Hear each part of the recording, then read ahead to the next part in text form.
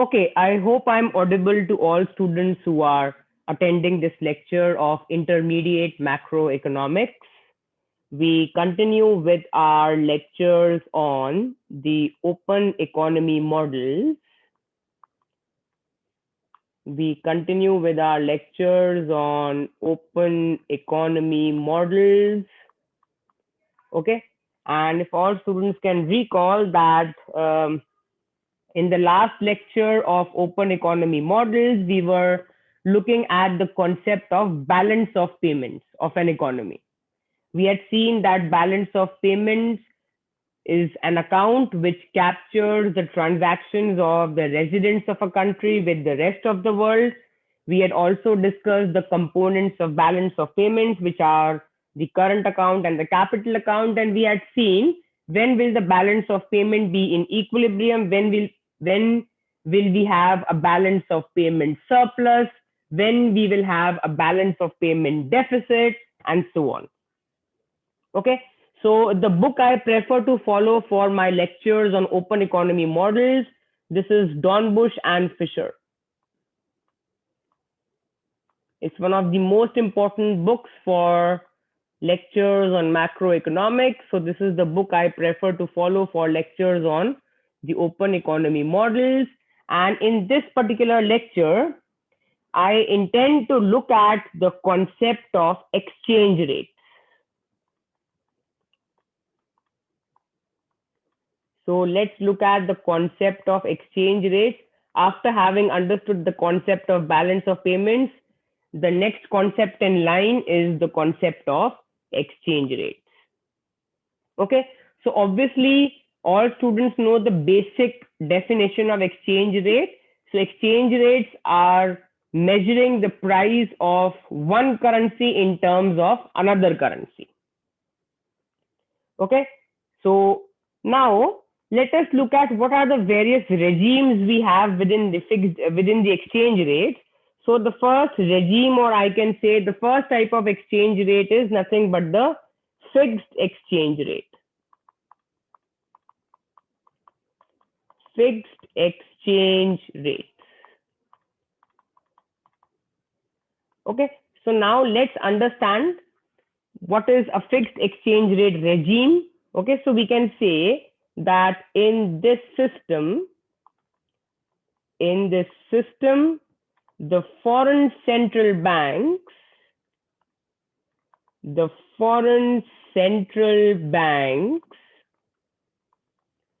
stand ready. The foreign central banks stand ready to buy and sell their currencies, at a fixed price in terms of some other currency. So when we say that we are having a fixed exchange rate regime, that simply means that the exchange rate is fixed by the central bank. So any economy which follows a fixed exchange rate regime has the exchange rate which is fixed by the central bank, and that particular economy stands ready to buy and sell foreign currencies at a fixed price. So that means under the fixed exchange rate is not fluctuating on the basis of demand and supply. No. Under the fixed exchange rate, the exchange rate is of a particular economy is fixed with respect to the other currencies, and that particular economy will be buying or selling foreign currencies at a price which is fixed by the central bank of that particular country. Okay, so moving forward, we can say that thus under the flexible exchange rate, or I can say thus under the fixed exchange rate,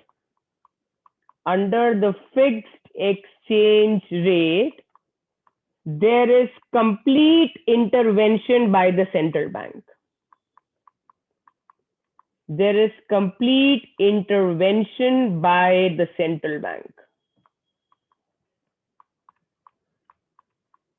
Okay, so that means that when we talk about the fixed exchange rate regime, under the fixed exchange rate regime, the exchange rate is not determined by the market forces of demand and supply.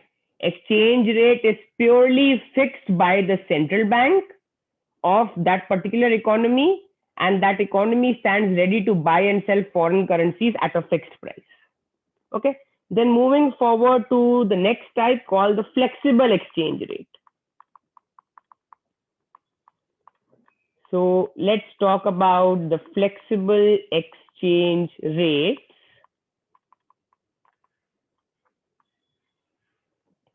Okay, so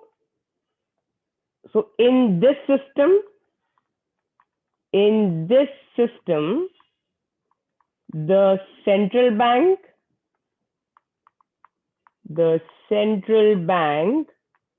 allows the exchange rate. The central bank allows the exchange rate to adjust on the basis of market forces of demand and supply of the foreign currency. Okay, so when we talk about the flexible exchange rate, so in case of the flexible exchange rate regime, there is no intervention by the central bank at all.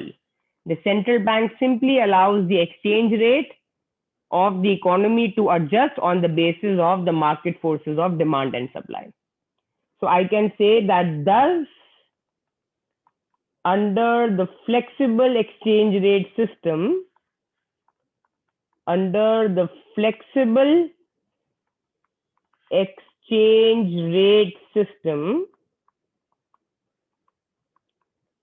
there is no intervention by the central bank. There is no intervention by the central bank.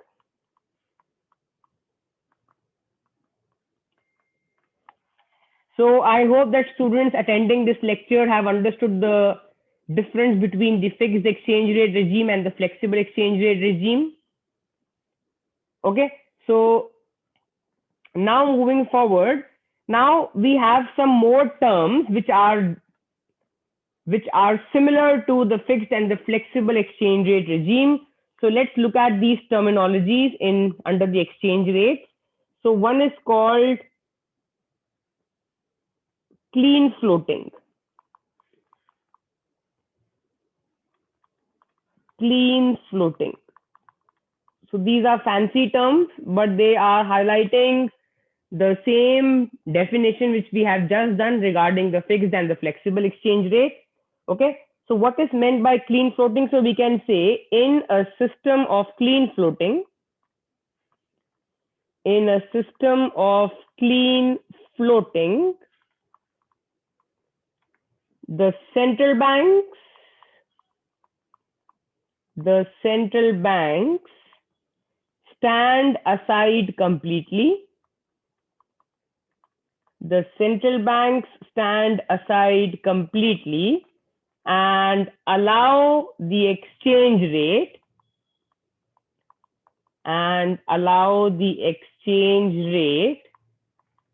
to be freely determined. They allow the exchange rate to be freely determined in the foreign exchange market. So we can say that since the central banks do not intervene,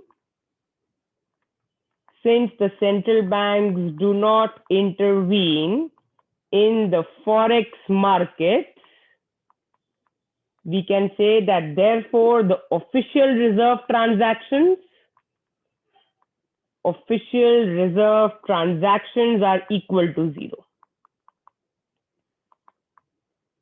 official reserve transactions are equal to 0. Okay, so the system of clean floating is exactly the same as the flexible exchange rate system. When we talk about the clean floating term, it simply means that in this system, the central banks stand aside completely. They have no role to play. The exchange rate is freely determined by market forces of demand and supply in the forex markets. And since we say that the central banks are not intervening at all, official reserve transactions are equal to 0. Now, students can recall from my previous lecture, we had a discussion on the official reserve transactions. Official reserve transactions are those transactions within the capital account of the balance of payment where the central bank buys or sells forex. So when we talk about official reserve transactions are carried out purely by the central bank when they decide to either buy foreign currencies or sell foreign currencies in the foreign exchange market. So since under clean floating, there is no role of the central bank, that simply means that official reserve transactions under clean floating are equal to 0. Okay, moving forward, let's talk about dirty floating now. Okay, but before going on to dirty floating or managed floating, let me look at one more line. Let us look at one more point within clean floating. So this was the first point. Let's look at the second point within clean floating. So in a system of clean floating,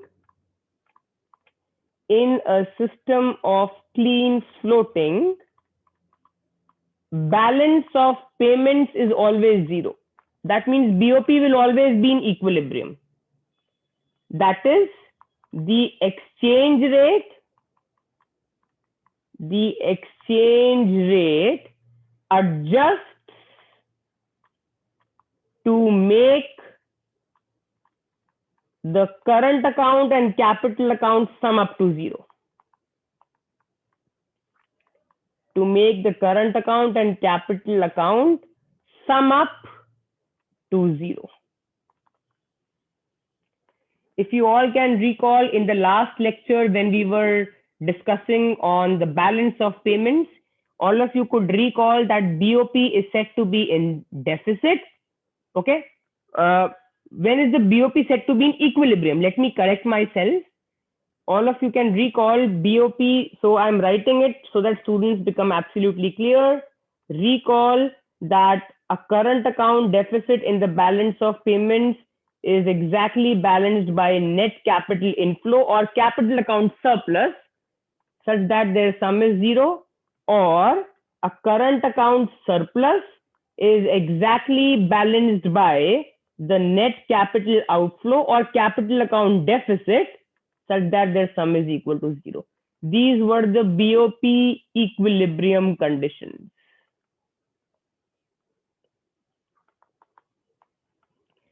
Okay, so a surplus in the current account is matched by net capital outflow, or I can say deficit in the capital account such that their sum is 0, or a deficit in the current account is balanced or matched by net capital inflow or capital account surplus such that their sum is 0. Okay, so that means what? That means that when we talk about the system of clean floating, exchange rates will automatically adjust so that your balance of payment will be in equilibrium. That means if there's a deficit in the current account, it will be matched by net capital inflow, or if there is a surplus in the current account, it will be matched by net capital outflow. So hoping that students have understood this. That means under clean floating, exchange rates will automatically adjust based on demand and supply so that BOP is in equilibrium. That means BOP is equal to 0. Okay, moving forward, let's now talk about managed or dirty floating. We have talked about clean floating. Let's now talk about managed or dirty floating.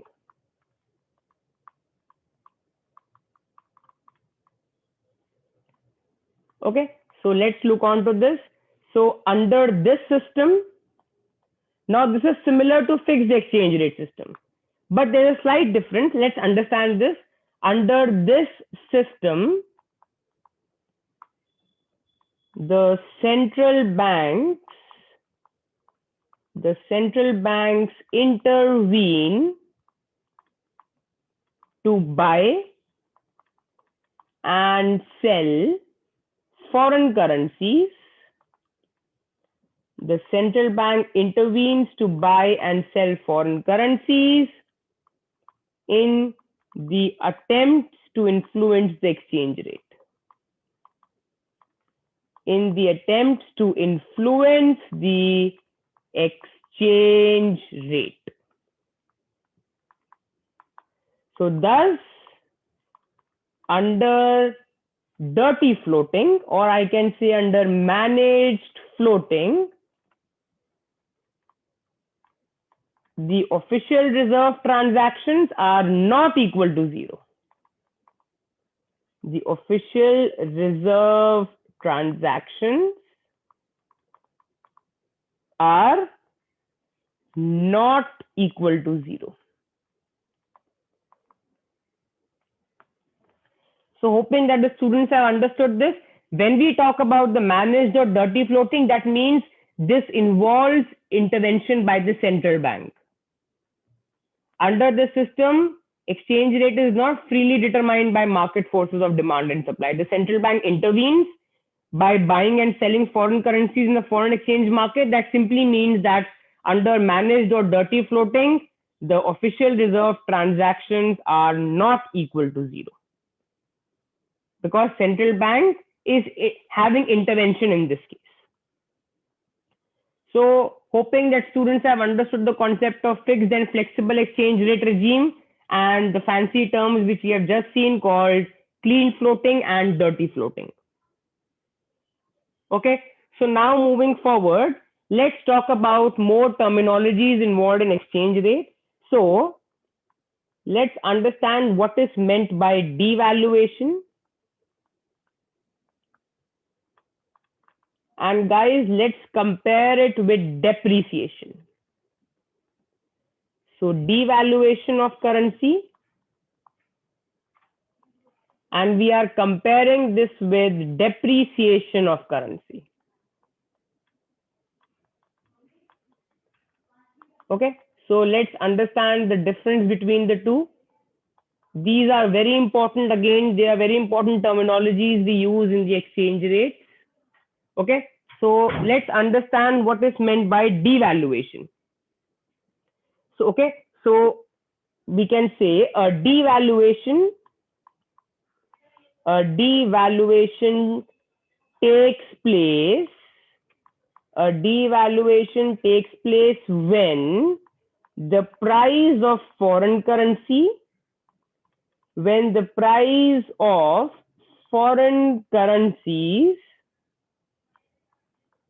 under a fixed exchange rate regime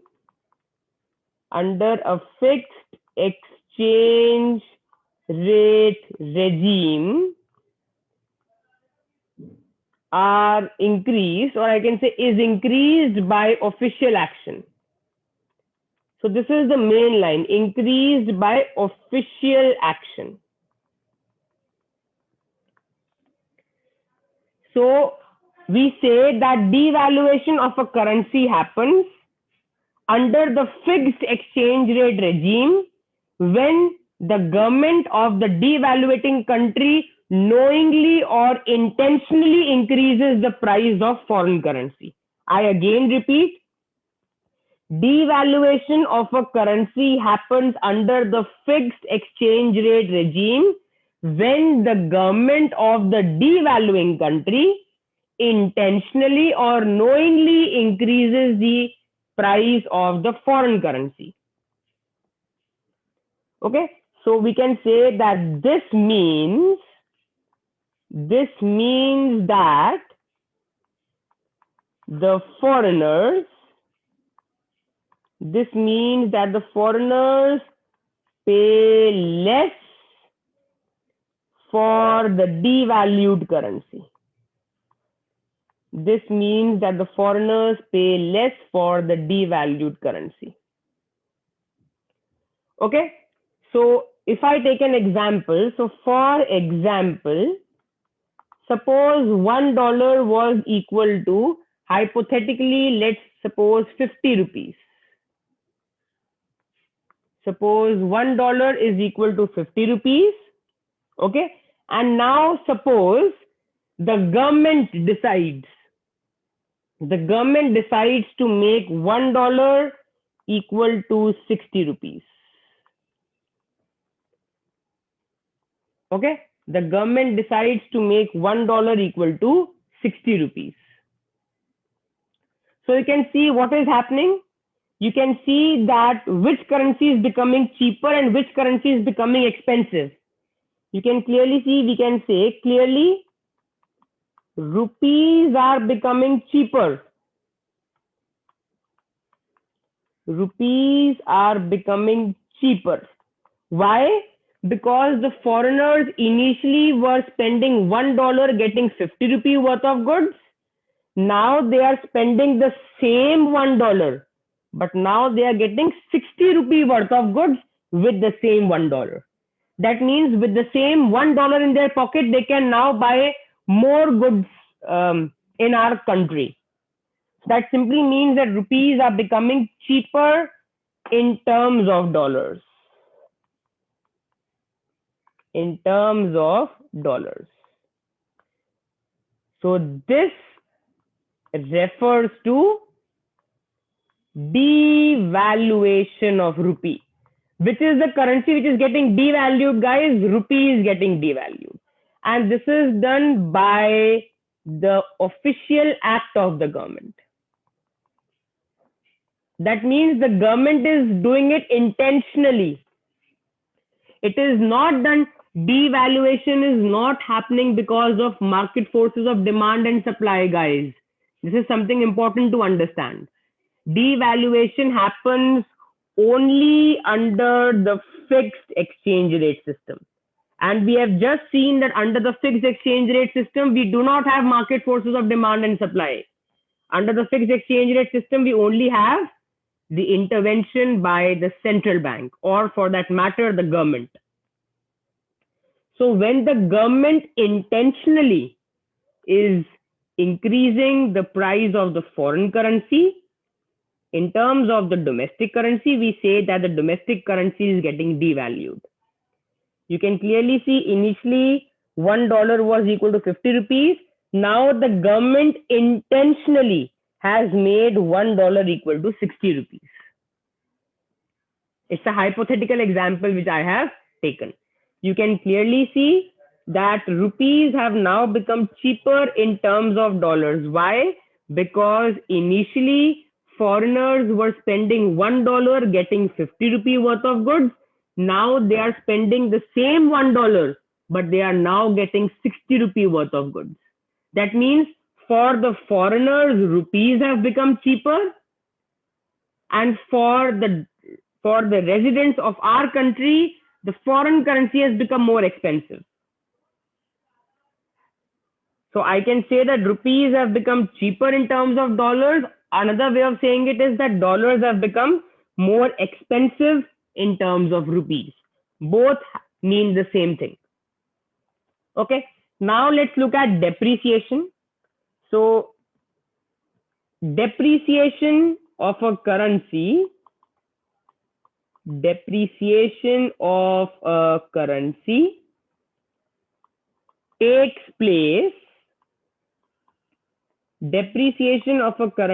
takes place under the flexible exchange rate regime.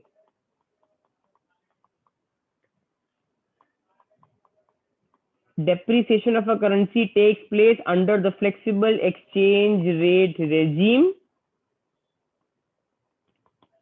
Okay, this means that the domestic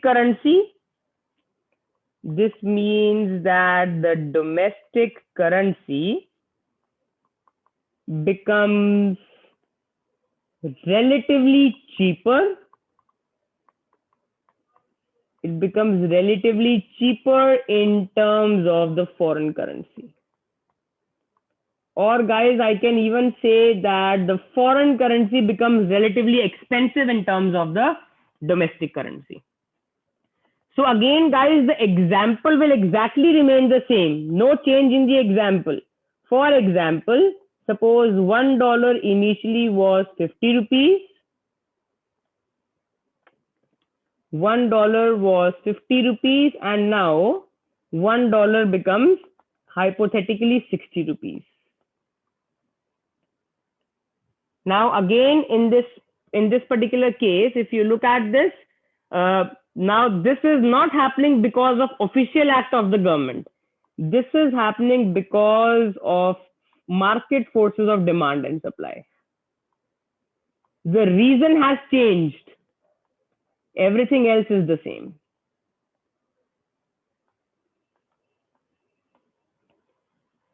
If you look at devaluation, devaluation was happening because of official act of the government. Depreciation is happening because of market forces of demand and supply of foreign currency. So my conclusion still remains the same. Clearly, rupees are becoming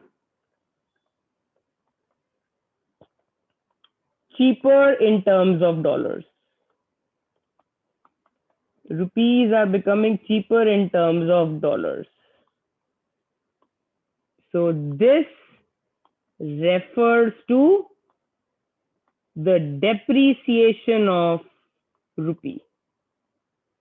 This refers to the depreciation of rupee.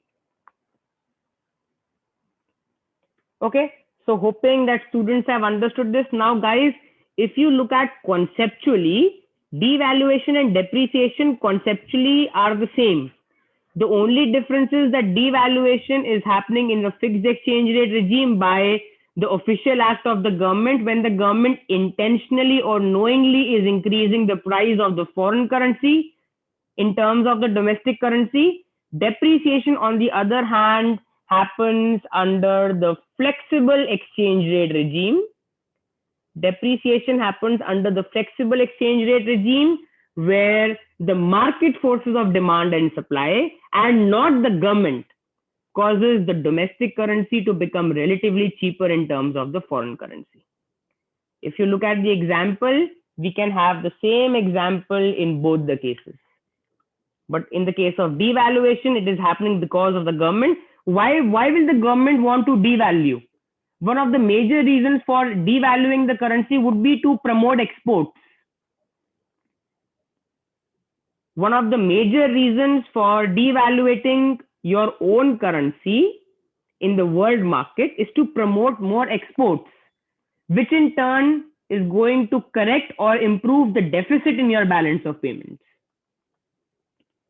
So that is why governments of some of the economies knowingly devalue their currency, so that their currency becomes relatively cheaper and foreigners are buying goods or services from their economy, thus improving their balance of payment situation.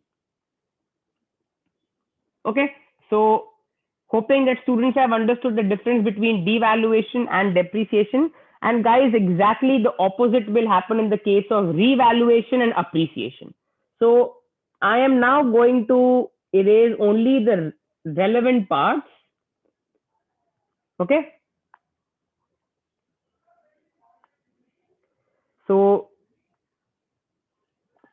if I just slightly change my analysis, we can talk about the reverse part.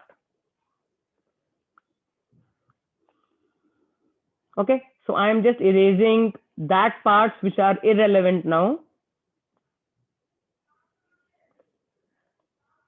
Okay, so now we can use the same explanation and we can talk about revaluation and appreciation. So revaluation of a currency, and appreciation of currency.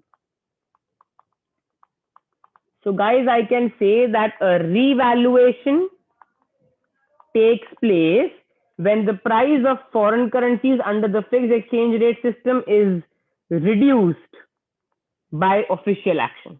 This means that the foreigners pay more for the revalued currency. This means that the foreigners pay more for the revalued currency. For example, $1 hypothetically was 50 rupees. Now it becomes only 40 rupees. And this is happening by the official act of the government. Now, guys, you can see that rupees have now become more expensive compared to dollars because foreigners were spending $1. They were initially getting 50 rupee worth of goods. Now they are spending the same $1, but now only getting 40 rupee worth of goods. So I can say clearly rupees have become relatively more expensive. Rupees have become relatively more expensive compared to dollars. Rupees have become relatively more expensive compared to dollars. Therefore, we can say that there is revaluation of rupee. There is revaluation of rupee.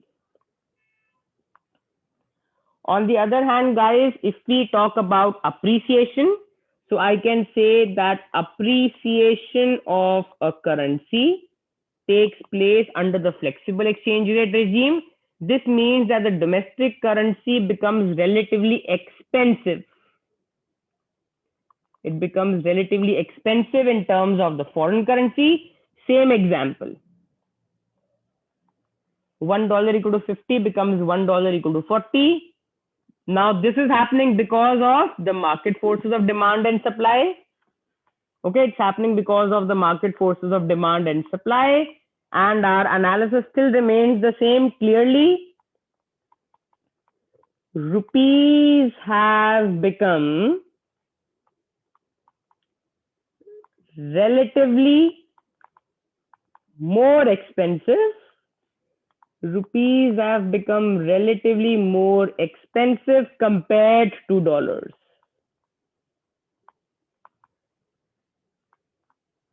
Therefore, there is appreciation of the rupee. There is appreciation of the rupee. So it's only the regime which decides what's the term we use. If we use fixed exchange rate regime, the terms are devaluation and revaluation. If we talk about flexible exchange rate regime, the terms we use are depreciation and appreciation. Okay, so I hope that all students have understood this and have no doubts. Okay, so now if I ask you what is the impact of devaluation or depreciation on exports and imports? Okay, so devaluation or depreciation of the currency. So guys, you can clearly see the example which I had taken. Hypothetically, $1 is equal to 50 rupees. Now it becomes 60 rupees. So we can say that the domestic currency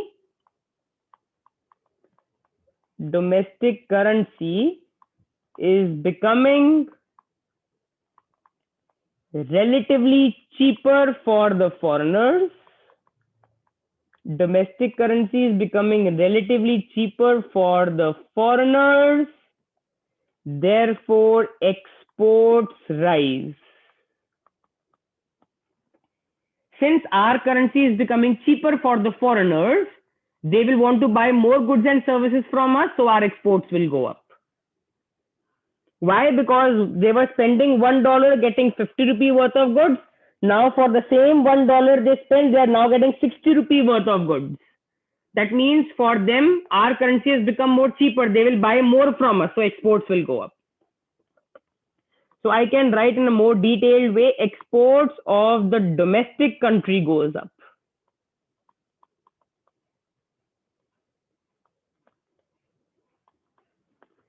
Okay, but the second point is that the foreign currency is becoming relatively expensive. The foreign currency is becoming relatively expensive. Therefore, imports of the domestic country falls.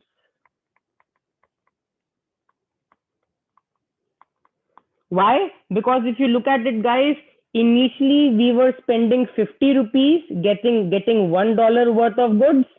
Now we are spending 60 rupees to buy the same $1 worth of goods. So I hope you've understood.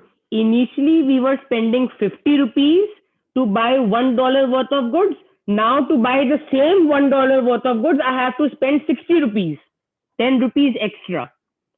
That means the foreign currency has become more expensive. That means we will reduce our imports. Okay, so we can say that devaluation causes the exports to rise. Exports we denote by X, rise, and imports, which we denote by M, falls. So devaluation causes an increase in exports and a fall in imports. On the other hand, if I talk about the other side, revaluation or appreciation of a currency, revaluation or the appreciation of the currency. Now let's look at this, guys. So again, $1 was equal to rupees 50. Now $1 becomes rupees 40. So what do we learn? Domestic currency, which is rupees, is becoming relatively expensive for the foreigners. Domestic currency is becoming relatively expensive for the foreigners. Therefore, exports of the domestic country falls. Exports of the domestic country falls, and I can say that the foreign currency is becoming relatively cheaper for us. Foreign currency is becoming relatively cheaper for us.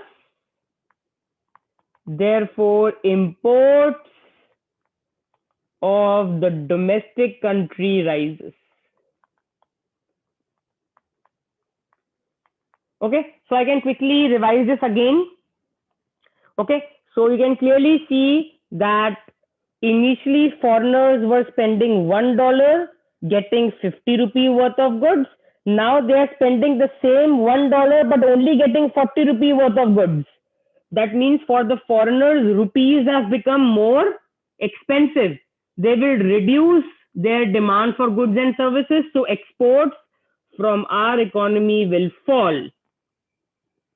On the other hand, if we look at it from the domestic consumers' point of view, they were spending 50 rupees to buy $1 worth of goods.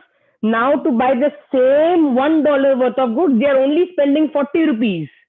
They are spending 10 rupees less. That means foreign goods have become cheaper for us. Our imports will go up. So I can say that revaluation or appreciation causes the exports denoted by X to fall and imports denoted by M to rise. So hoping that students have understood the impact of devaluation or depreciation on exports and imports and revaluation or appreciation on exports and imports. Okay, so now moving forward, let's talk about the concept of real exchange rate. The exchange rates which we have been doing till now were nominal exchange rates. Let's talk about the concept of real exchange rate, which is more important for economists, because real exchange rate is going to measure the purchasing power. Nominal exchange rate is not going to capture the purchasing power between two countries, which is actually captured by the real exchange rate. So we can say that real exchange rate is the ratio of, the foreign to the domestic prices. It is the ratio of the foreign to the domestic prices measured in the same currency. Measured in the same currency. So we can say that real exchange rate is used to measure, a country's competitiveness. It is used to measure a country's competitiveness in international trade.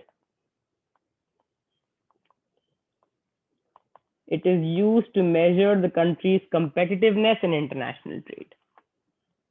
Okay, so when we talk about the concept of real exchange rate, it measures the purchasing power of one currency in terms of the other currency, and it measures how much a country is competitive in international trade. So how do we mathematically derive the expression? So first of all, we denote the real exchange rate by R. Okay, now PF is the price, general price level in the foreign country. Okay, PF is the general price level in the foreign country. If I multiply this price by the nominal exchange rate E, I will get the value in terms of the domestic currency. And if I divide this value by the price prevailing in the domestic country, I get something called the real exchange rate. So real exchange rate is not in terms of money. Real exchange rate is in terms of goods you can buy or units you can buy. So I'm again helping students to understand how we have derived this expression. What is PF? PF is the general price level in the foreign economy. If I multiply this price level by the nominal exchange rate E, I get the value in terms of the domestic currency. If I divide this value by the price prevailing in the domestic currency, I get the real exchange rate. It's like saying that suppose, for example, suppose the price level hypothetically, suppose the general price level abroad is $5. Or you can think of it like that. Suppose there is a commodity which costs $5 in US. And suppose the exchange rate between US and India hypothetically is 60. That means $1 is equal to 60 rupees. Okay, this means that the commodity which costs $5 in US will cost how much in India? 300 rupees. So I hope students have understood this. So $5 is the cost of a commodity in US. If I multiply by the exchange rate prevailing between rupee and dollars, which is 60, the same commodity in India will cost 300 rupees. Now, suppose the price in India is, for example, let's suppose the general price level prevailing in India is 50 rupees. Suppose the general price level prevailing in India is 50 rupees.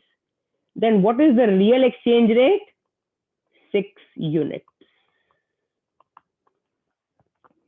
The real exchange rate is 6 units. Okay, so hoping that students have understood this example in some sense. PF denotes the price abroad.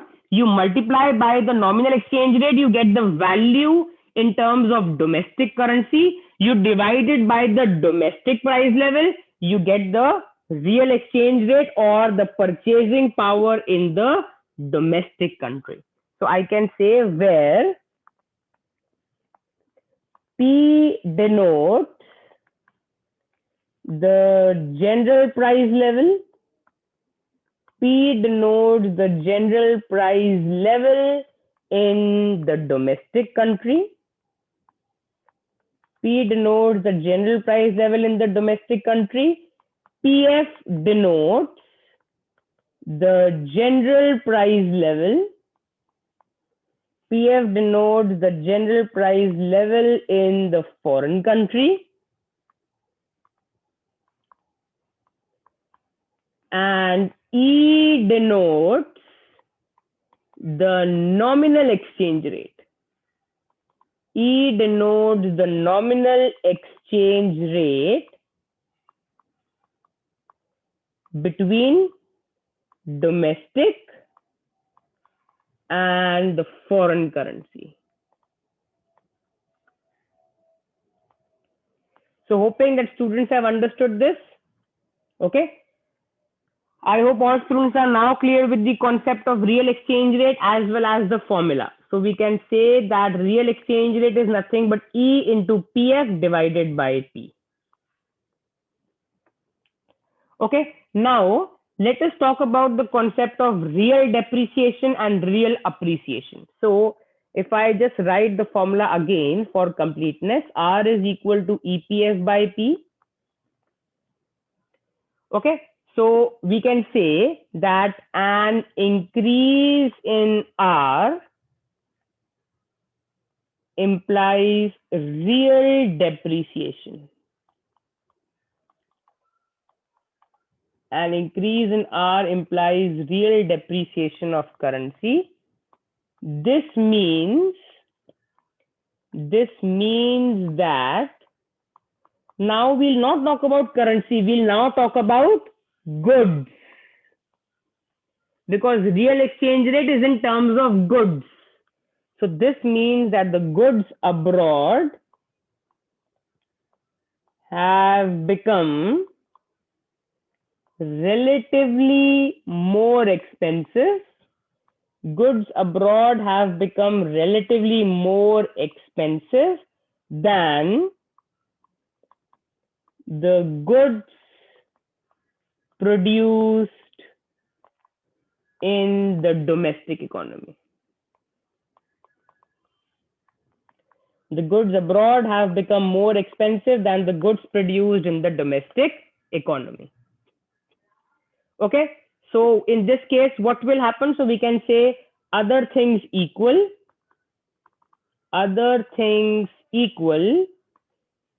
people both home and abroad,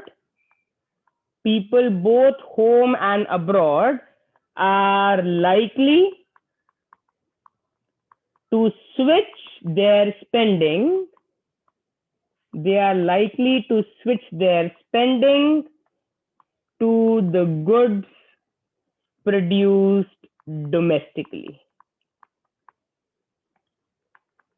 Since guys, the domestic goods are becoming more cheaper. Okay, since the domestic goods are becoming more cheaper, or I can say that the goods abroad are becoming relatively more expensive, people, both the home economy people and the people in the foreign economy, both of them are likely to switch their expenditure from foreign goods to the goods produced domestically. Okay, this will increase the competitiveness. This will increase the competitiveness of the domestic goods.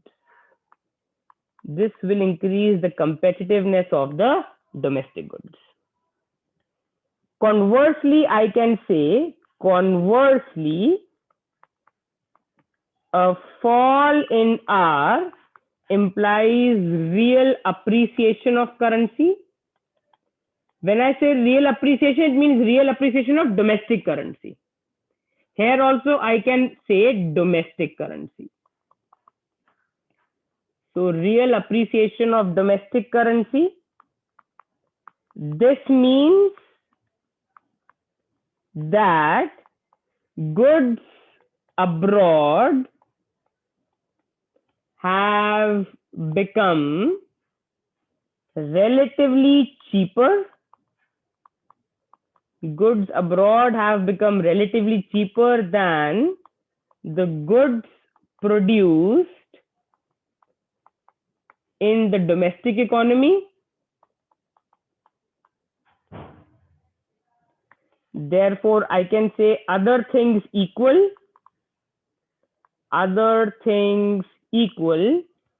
people both at home and abroad,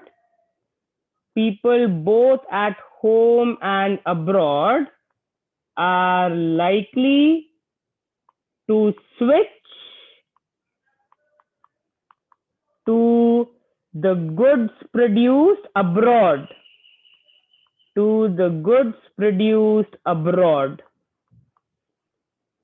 So I can say that this will reduce the competitiveness. Of the domestic goods. So hoping that students have understood this, how we interpret this. Okay. Now guys, if you look at this, when will R increase? An increase in E or increase in PF, foreign price level, or a fall in the domestic price level implies that R will increase. On the other hand, fall in the nominal exchange rate or fall in the foreign price level or increase in the domestic price level will cause R to fall. An increase in R means real depreciation. That means goods abroad have become relatively more expensive than the goods produced in the domestic economy. So both the domestic and the foreigners, both the domestic consumers and the foreign consumers will switch their expenditure to the goods produced domestically. This will increase the competitiveness of our products in the world market. On the other hand, a fall in R will lead to real appreciation of domestic currency. This means that the goods abroad have become relatively cheaper than the goods produced at home. So both the home consumers and the foreign consumers would switch their expenditure towards the goods produced abroad because they have become cheaper. So this will reduce the competitiveness of the domestic goods in the world market. Okay, so hoping that all students have understood this. So guys, this is where I intend to stop in this particular lecture. Okay, the objective of this lecture was to cover the basic concepts of exchange rates and to introduce to all students the concept of real exchange rates. Okay, which will be used very often to compare the purchasing power across two countries. So this is where I intend to stop in this lecture. In the next lecture of open economy model, we will look at the trade in the goods market, the market equilibrium, and balance of payments. So basically, guys, in the next lecture, we will be combining balance of payments and exchange rates together. So the first lecture was on balance of payments. This is the second lecture, which is on exchange rates. In the next lecture on open economy models, we will combine our concepts of balance of payment and exchange rates to arrive at some valid results in our lectures on open economy models. So this is where I stop. Hoping all students have enjoyed this lecture. Any doubt, you can unmute your mics and ask or call up, or you can mail me your doubts at divineschoolofeconomics@gmail.com. So this is where I stop in this lecture.